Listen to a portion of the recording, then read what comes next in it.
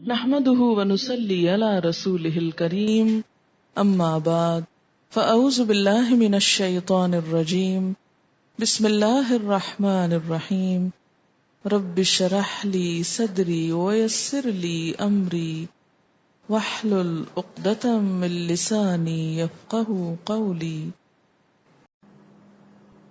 ذلك من انباء الغیب، یہ غیب کی خبروں میں سے ہے۔ یہ واقعہ سنا کے اللہ تعالیٰ فرماتے یہ سارا واقعہ غیب کا ہے، نوحیہ الیک، جسے ہم آپ کی طرف وحی کر رہے ہیں، یہ وحی کے ذریعے ہم نے بتایا۔ وما کنت لدیہم، آپ ان کے پاس نہیں تھے، نہ حاضر تھے نہ ناظر تھے، اذ اجمعوا امرہم، جب وہ اپنے معاملے پہ اتفاق کر رہے تھے کہ کس طرح کنویں میں پھینکیں، وہم یمکرون، اور وہ چالیں چل رہے تھے۔ آپ وہاں نہ تھے، آپ نے خود نہیں دیکھا، یہ اللہ نے وحی کے ذریعے آپ کو سب کچھ دیا ہے۔ وما اکثر الناس، اور نہیں اکثر لوگ، ولو حرصت بمؤمنین، خواہ تم کتنے ہی حریص ہو ایمان لانے والے، اکثر لوگ مانتے نہیں ہیں، جتنا چاہے ان کو سمجھا لیا جائے، جتنے چاہے واقعات بیان کیے جائیں، وہ اپنی ہی کرتے ہیں، نہ وہ اخلاق بدلتے ہیں نہ کردار بدلتے ہیں، وہ جیسے آتے ہیں ویسے ہی چلے جاتے ہیں۔ وما تسألهم علیہ من اجر، اور آپ ان سے کوئی اجر تھوڑی مانگتے ہیں ان کو ہدایت دینے کی خدمت پر، آپ ان سے کوئی اجرت نہیں مانگتے۔ ان هو الا ذکر للعالمین، نہیں یہ مگر ایک نصیحت جو دنیا والوں کے لیے ہے، عام ہے۔ آپ نے کسی ذاتی مفاد کے لیے تبلیغ کا کام نہیں شروع کیا، بے غرض ہو کر کیا ہے، ساری دنیا کی بھلائی کے لیے ہے یہ نصیحت۔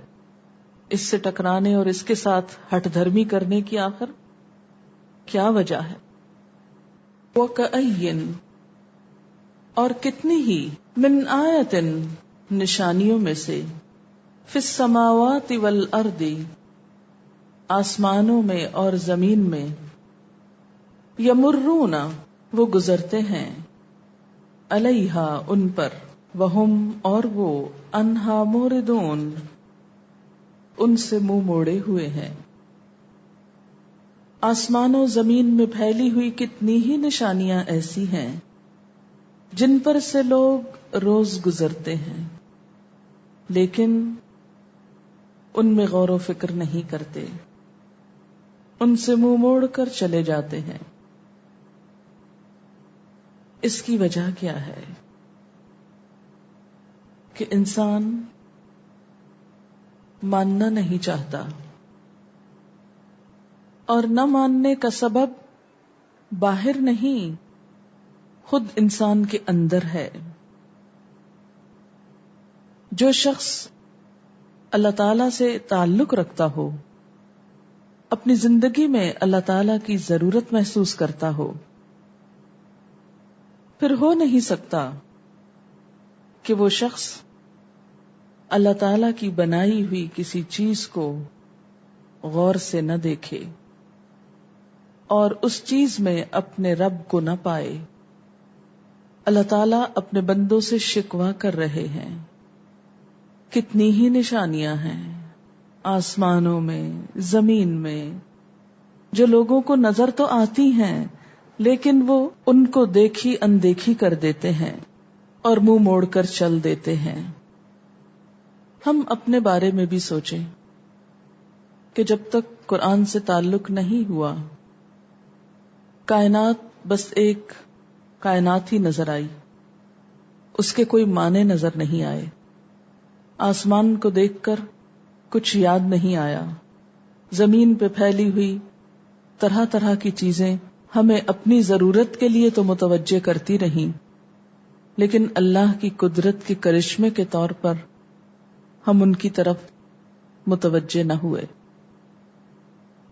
اور جس شخص کے دل میں جتنا زیادہ اللہ کی محبت کا احساس ہوگا، اتنا ہی زیادہ وہ اس کی تخلیق پر غور و فکر شروع کر دے گا، کیونکہ اب اس کی زندگی میں ایک مقصد آ گیا، اور ان چیزوں کو دیکھ دیکھ کر وہ اپنے رب سے محبت بھی کرے گا۔ پھر مزید فرمایا، وَمَا يُؤْمِنُ أَكْثَرُهُمْ بِاللَّهِ إِلَّا وَهُمْ مُشْرِكُونَ، اور ان میں سے اکثر لوگ ایسے ہیں جو اللہ کو مانتے تو ہیں لیکن ساتھ ہی شرک بھی کرتے ہیں۔ ایک بہت بڑی حقیقت اللہ تعالیٰ نے کھول دی ہے کہ لوگوں کی اکثریت اللہ کو مانتی ہے.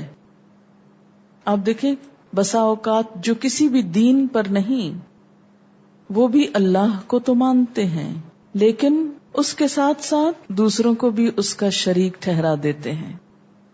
کیونکہ جب انسان منہ موڑتا ہے، اعراض برتتا ہے، تو اس کا لازمی نتیجہ کیا ہے؟ وہ ادھر ادھر دیکھنے لگتا ہے. پہلے کہا گیا نا کہ موردون، اور اب کیا کہا گیا؟ مشرکون. موردون کا لازمی نتیجہ ہے مشرکون. مثلاً آپ دیکھیں جو لوگ قرآن پر توجہ نہیں کرتے لازماً ادھر ادھر دیکھتے رہتے ہیں. ان کو دیکھنا پڑتا ہے، کہیں تو دیکھنا ہے، اس لیے کہ اللہ نے آنکھیں دی ہیں.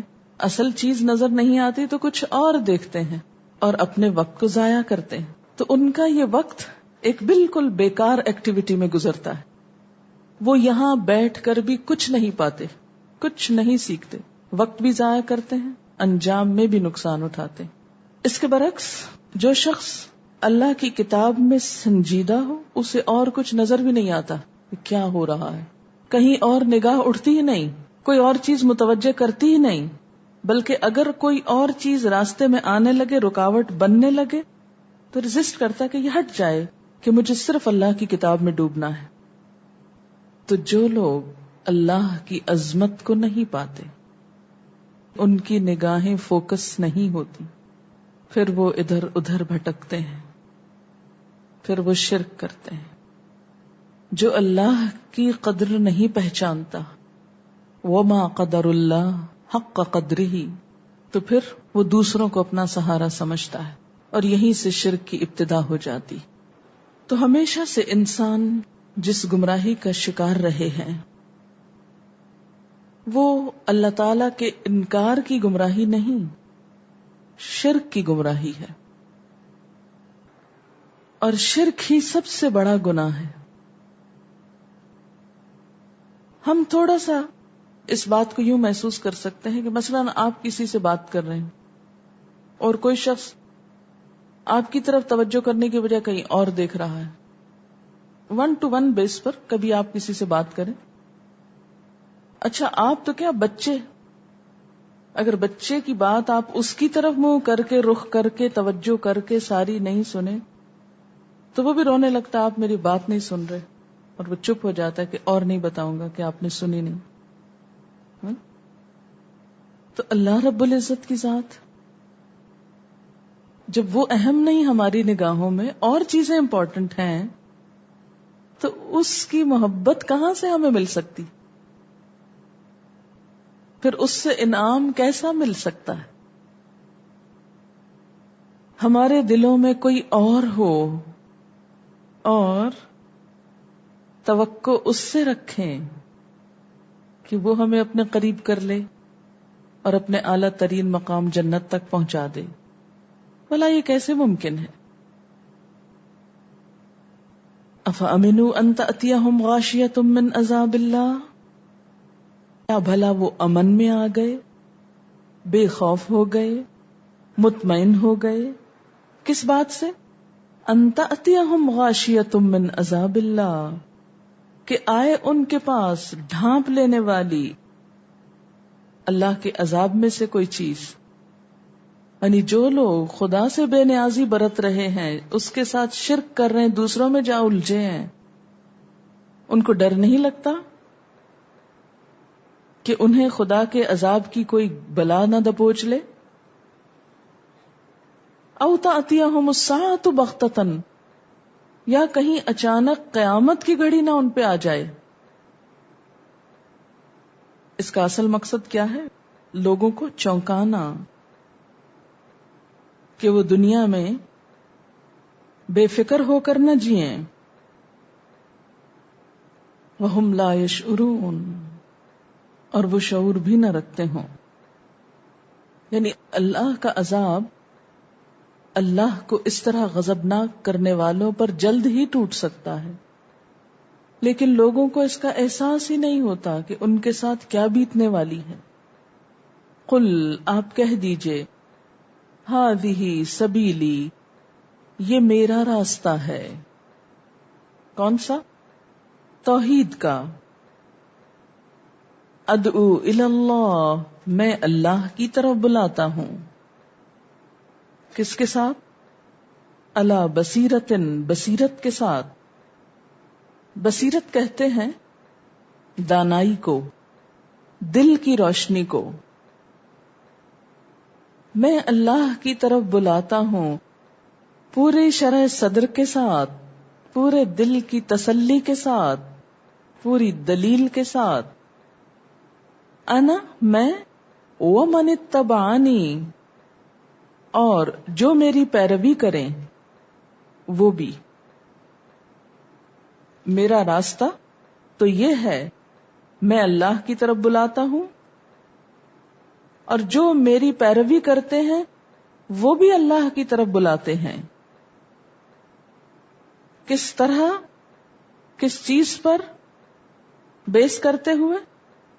اللہ بصیرتن، بصیرت پر، اور وہ دل کی روشنی کے ساتھ اللہ کو دیکھ سکے. اللہ ایسی ہستی ہے نا جو ہماری ظاہر کی نگاہوں کو نظر نہیں آتا. لا یدرکہ الابصار، اس کو نگاہیں نہیں پا سکتی، یہ آنکھیں اس کو نہیں دیکھ سکتی.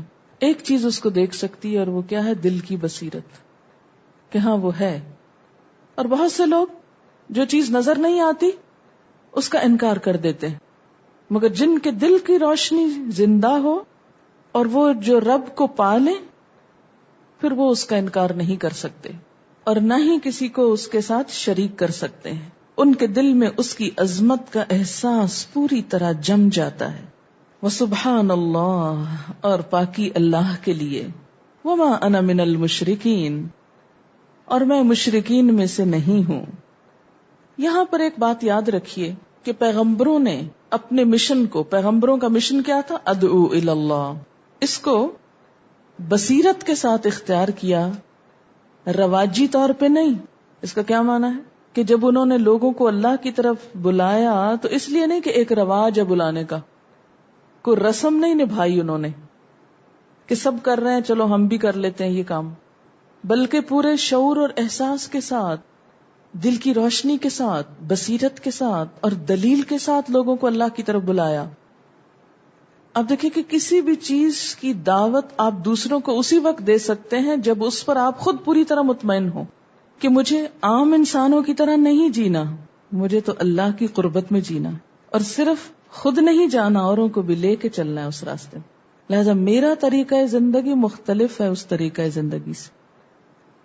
خود بخود فرق پڑنے لگتا ہے نا، پرائرٹیز بدل جاتی ہیں، مصروفیات بدل جاتی ہیں، گفتگو بدل جاتی ہے، دلچسپیاں بدل جاتی ہیں. وہ چیزیں جو بہت بڑی لگتی تھی وہ چھوٹی ہونے لگتی ہیں، اور وہ چیزیں جو امپورٹنٹ نہیں تھی اب وہ موسٹ امپورٹنٹ لگتی ہیں. یہ فرق کیوں آیا آپ میں؟ یہ رواجی اسلام سے تو نہیں آیا، روایتی اسلام سے تو نہیں آیا، یہ کس سے آیا؟ شعوری اسلام سے آیا. پیغمبر شعوری اسلام رکھتے ہیں، رواجی نہیں. اسی لیے جب ان کو حق ملتا ہے تو وہ آرام سے نہیں بیٹھتے، پھر تڑپ اٹھتے ہیں کہ سب تک پہنچا دیں، کوئی بھی محروم نہ رہ جائے.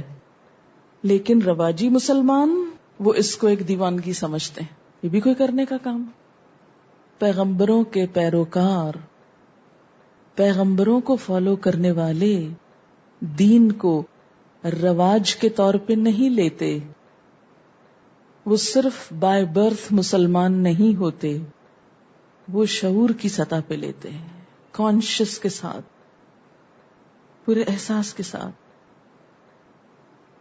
کہ ہاں یہ حق ہے، ہم نے پہچان لیا.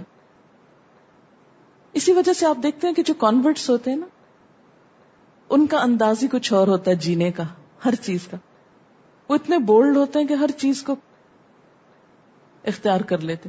اور کیا وہ اپنا سب کچھ چھوڑ کے ہر چیز کو لا نہیں کہتے نا ہر چیز کو لا. اصل مسلمان تو وہی ہے نا جو لا کہہ دے سب کو. لا الہ الا اللہ، کسی کی بات نہیں، بس اس کی سب سے زیادہ امپورٹنٹ وہ ہے. لا الہ، اصل مسلمان ہونے کا تو مطلب یہی ہے. لیکن ہمیں بے سوچے سمجھے جو رٹوا دیا گیا ایک دفعہ کلمہ، دوبارہ ہم نے احساس ہی نہیں کیا کہ لا الہ کا مطلب کیا ہے.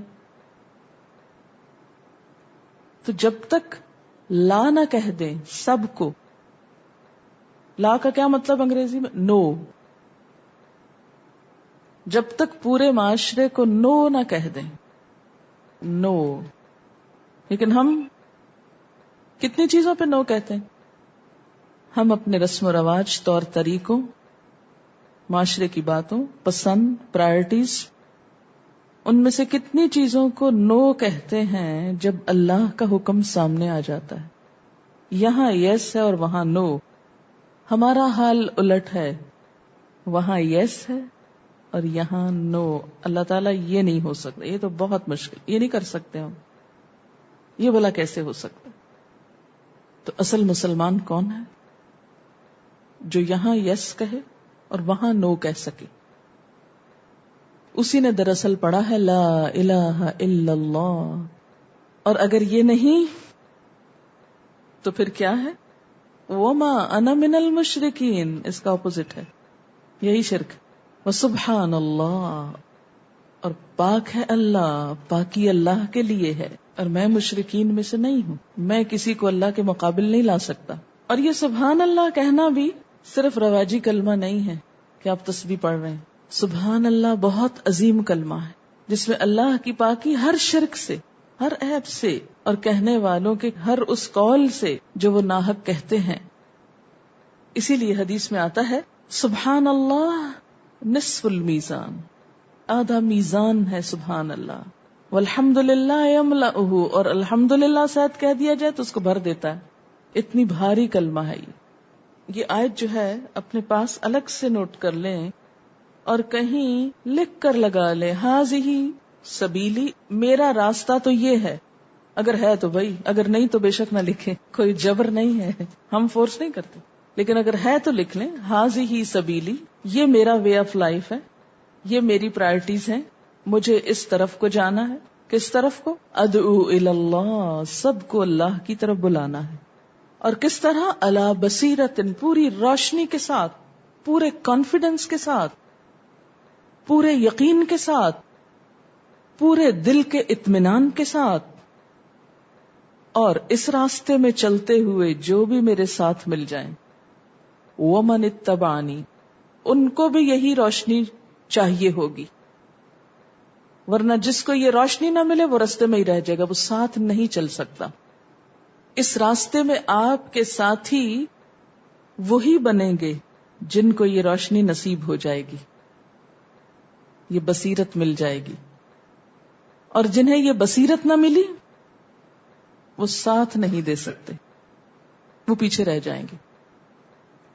کسی بھی کام کے کرنے کے لیے ول چاہیے، لیکن اس کام کے کرنے کے لیے صرف ول نہیں، دل کی روشنی اور ہر خیر شر کا فرق معلوم ہونا چاہیے. اور اتنا پکا یقین کہ جو کر رہا ہوں صحیح کر رہا ہوں، اور اس کا انجام اور اس کی دوسری اینڈ اللہ تک جا پہنچتی. کیونکہ ادعو الی اللہ جو ہے اپنی ڈائریکشن بھی ادھر ہے اور دوسروں کو بھی اللہ سے جوڑ رہا ہوں. تبلیغ کا اصل مقصد ہی یہ ہے، سب کو صرف اللہ سے جوڑنا، صرف اللہ سے. دعوت کس چیز کی دینا ہے؟ ادعو الی اللہ، میں سب کو اس کی طرف لے کے چل رہا ہوں. جب آپ کا رخ اس کی طرف ہو گیا تو اس سفر کے خاتمے پر کس سے ملاقات ہوگی؟ اسی سے ملاقات ہوگی. وہی ملے گا جس کی طرف رخ کر لیا. اور جو اس ذات کو اپنا سب کچھ سمجھے وہی آپ کے ساتھ چل سکتے ہیں. وَمَنِ اتَّبَعَنِي وَسُبْحَانَ اللَّهِ، پھر اللہ ہی مقصود ہے، اسی کی بات ہے. وَمَا أَنَا مِنَ الْمُشْرِكِينَ، اور میں مشرکین میں سے نہیں ہوں، میں شرک کرنے والوں میں سے نہیں ہوں. یعنی اب میری نگاہوں میں کوئی دوسرا نہیں رہا. کوئی اور جچتا ہی نہیں. جس نگاہ کا فوکس اللہ پر ہو جائے، اور نگاہ سے مراد یہ ظاہری نگاہ نہیں ہوتی، پھر اس کی نگاہوں میں کوئی دوسری چیز اہمیت حاصل کر نہیں سکتی. وہ شخص ہر چیز قربان کر سکتا ہے، آباء و اجداد سے وابستگی قربان کر سکتا ہے، رسم و رواج کا بائیکاٹ کر سکتا ہے، مال کی قربانی دے سکتا ہے، عزت نفس کی قربانی دے سکتا ہے، اپنی خواہشات کی قربانی دے سکتا ہے، پھر ہر چیز کی قربانی کر سکتا ہے. پھر وہ کہیں اور اٹکتا نہیں، ادھر ادھر نہیں دیکھتا، ادھر ادھر کا سہارا بھی نہیں لیتا. وما انا من المشرکین. پیچھے اللہ تعالیٰ یہی تو شکوہ کر رہے ہیں کہ اکثر لوگ اللہ کو مانتے بھی ہیں ہم جیسے، اور پھر ساتھ کیا ادھر ادھر بھی دیکھتے ہیں. تو یہ ماننا پوری طرح ماننا نہیں. اور یہاں کیا ہے، اللہ کی طرف بلانے والے جب تک اپنے سارے معاملے اللہ کے حوالے نہ کر دیں، اللہ کے سپرد نہ کر دیں. جیسے وہ طارق بن زیاد کے بارے میں آتا ہے نا، کہ اس نے کیا کیا تھا، اپنی کشتیاں جلا دی تھی. جس فوج کو لے کے اسپین کے ساحل پہ اترا تھا، اتر کے ساری کشتیاں اکٹھی کی، ان کو آگ لگائی، سب ختم، اور سب کو بتا دیا کوئی واپسی نہیں، جینا اور مرنا ہے تو یہیں مرنا ہے. ایسے کمیٹڈ لوگ چند ایک بھی ساتھ ہوں جن کا جینا اور مرنا اللہ کے لیے بس ہو جائے، جو واپسی کا رستہ نہ دیکھیں، وہی لوگ دین کی خدمت کے اصل قابل اور اہل. یہ میرٹ ہے، یہ کرائیٹیریا ہے. جو اس پہ پورا نہ اترے وہ اس کے کام کے قابل نہیں. جنہیں اپنا آپ پیارا ہے، جو خود پسند ہیں، جو اپنی ذات کو چاہتے ہیں، وہ پھر ادعو الی اللہ کا کام نہیں کر سکتے. وما انا من المشرکین. اب دیکھیں کہ حضور صلی اللہ علیہ وسلم کا سفر طائف یاد کریں. واپس مڑ گئے تھے؟ نہیں. کیا کہا تھا، یا اللہ ان سب کو ختم کر دے؟ نہیں. اللہ نے ان کو باقی رکھ، شاید ان میں سے کوئی نکل ہی آئے. پھر آخری حد تک اپنی انا نکل جاتی، اپنی ذات سے محبت نکل جاتی. اس رسوائی میں بھی پھر لطف آنے لگتا ہے جو اللہ کی خاطر ہوتی. وما ارسلنا من قبلک الا رجالا نوحی الیہم من اہل القری. اے محمد صلی اللہ علیہ وسلم، تم سے پہلے ہم نے جو پیغمبر بھیجے تھے وہ سب بھی انسان ہی تھے، اور انہی بستیوں کے رہنے والوں میں سے تھے. من اہل القری یعنی زمین کے رہنے والے تھے، آسمان سے فرشتوں کی شکل میں نہیں اترے تھے. افلم یسیروا فی الارض، کیا پھر یہ زمین میں چلے پھرے نہیں؟ فینظروا، تو وہ دیکھتے.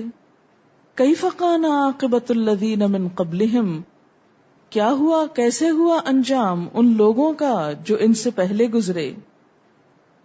وَلَدَارُ الْآخِرَةِ خَيْرٌ لِلَّذِينَ اتَّقَوْا، اور البتہ گھر آخرت کا بہتر ہے ان لوگوں کے لیے جو تقویٰ کریں. افلا تعقلون، کیا تم عقل نہیں رکھتے ہو، کیا تم سمجھتے نہیں ہو. حتی اذا استیأس الرسل، یہاں تک کہ جب مایوس ہو گئے رسول. کس سے؟ لوگوں سے. ابھی تو ہم نے پڑھا تھا مایوسی درست نہیں، تو وہ ہے اللہ کی ذات سے مایوس ہونا. اور یہاں کیا ہے، لوگوں کے انداز سے مایوس ہونا کہ اب ان میں کوئی خیر نہیں، ان تلوں میں تیل نہیں. وظنوا، اور انہوں نے سمجھا، یعنی لوگوں نے سمجھا، انہم قد کذبوا، کہ ان سے جھوٹ بولا گیا ہے. یعنی پیغمبروں کی بات کو انہوں نے جھوٹ سمجھا کہ رسولوں نے ہم سے جھوٹ کہا ہے. جاءہم نصرنا، آ گئی ان کے پاس. کن کے پاس؟ پیغمبروں کے پاس. کیا آ گئی؟ نصرنا، ہماری مدد. یعنی اللہ کا عذاب کب آتا ہے؟ جیسے وہ بستیوں کے اوپر آیا، جب حال یہ ہو جاتا ہے کہ لوگوں کے اندر سے بالکل جذب کی صلاحیت ختم ہو جاتی، کھلا کھلا حق دیکھ کر بھی وہ مانتے نہیں، حق کو ڈینائی کرنے لگتے ہیں اور پیغمبر کو جھٹلا دیتے ہیں. اور یہ وہی کرتا ہے نا جس میں عقل نہ ہو. جو تھوڑی سی عقل بھی استعمال کر لے اس کو حق سمجھ میں آنے لگتا ہے. فنجی من نشاء، تو بچا لیا گیا جس کو ہم نے چاہا. نجیا بچا لیا گیا. ولا يرد بأسنا عن القوم المجرمین، اور نہیں پھیرا جاتا ہمارا عذاب مجرم قوم سے. کس کو بچایا گیا؟ اللہ نے کس کو بچایا عذاب سے ہمیشہ؟ پیغمبروں کو اور ان پر ایمان لانے والوں کو. اور مجرم قوم عذاب کے لپیٹ میں آ کر رہی. لقد كان في قصصهم عبرة لأولي الألباب، البتہ تحقیق ہے ان کے قصوں میں عبرت. کس کے لیے؟ عقل والوں کے لیے، اولی الالباب کے لیے. یہ سارے قصے عقل والوں کو فائدہ دیتے ہیں. ما کان حدیثا یفترا، یہ ایسی ہی من گھڑت باتیں نہیں ہیں، کوئی ایسی بات نہیں جو ایسے ہی گھڑ لی گئی ہو. ولیکن لیکن تصدیق الذی، تصدیق ہے اس چیز کی، بین یدیہ جو اس سے پہلے گزری، یعنی پچھلی کتابیں. وہ تفصیل کل شیء، اور تفصیل ہے ہر چیز کی، یعنی جو ضرورت ہے انسان کی ہدایت میں سے، یعنی ہدایت کی تمام ضروری چیزوں کی تفصیل ہے. وہدن، اور ہدایت ہے، رہنمائی ہے، گائیڈ بک ہے. ورحمتن، اور رحمت بھی ہے. لقوم یؤمنون، ماننے والے لوگوں کے لیے. اللہ کی کتاب ہدایت کب بنتی ہے؟ آغاز میں، ابتدا میں. اور رحمت کب بنتی ہے؟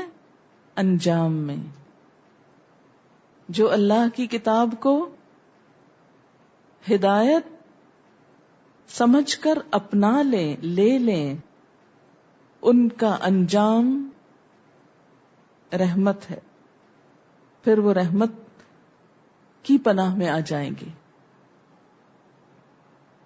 اور جو اس کی رہنمائی قبول کرنے سے انکار کر دیں، پھر ان کے لیے رحمت بھی کوئی نہیں. اسی لیے آپ دیکھیں گے کہ قرآن کے لیے لفظ ہدایت اور رحمت ساتھ ساتھ آتا ہے کئی جگہ. کہ ابتدا میں یہ محض اپنے پہ غور کر لیں کہ ابتدا میں محض کیا ہے، صرف یہ جاننے کی کوشش کہ کیا کہتی ہے اللہ کی کتاب، کیا ہے اس میں. بعض اوقات جسٹ آؤٹ آف کیوریوسٹی، بعض اوقات صرف یہ کہ اچھا جاننا چاہتے ہیں کہ کیا لکھا ہے اس میں. جیسے کسی بھی چیز کو جاننا چاہتے، جاننے کی غرض سے کھولتے جاتے ہیں تو صرف جاننا نہیں ملتا، صرف علم نہیں آتا، ساتھ اس کی رحمتیں بھی آتی، ساتھ ہی آنے لگتی ہیں. لیکن اصل رحمت اس وقت محسوس ہوگی جب انجام نظر آئے گا، اگر اس کے مطابق زندگی گزری. لقوم یؤمنون، ماننے والے لوگوں کے لیے، اس قوم کے لیے جو ایمان رکھتی ہو. وآخر دعوانا ان الحمد للہ رب العالمین. سبحانک اللہم وبحمدک نشہد ان لا الہ الا انت نستغفرک ونتوب الیک. السلام علیکم ورحمۃ اللہ وبرکاتہ. وآخر دعوانا ان الحمد للہ رب العالمین. سبحانک اللہم وبحمدک نشہد ان لا الہ الا انت نستغفرک ونتوب الیک. السلام علیکم ورحمۃ اللہ وبرکاتہ.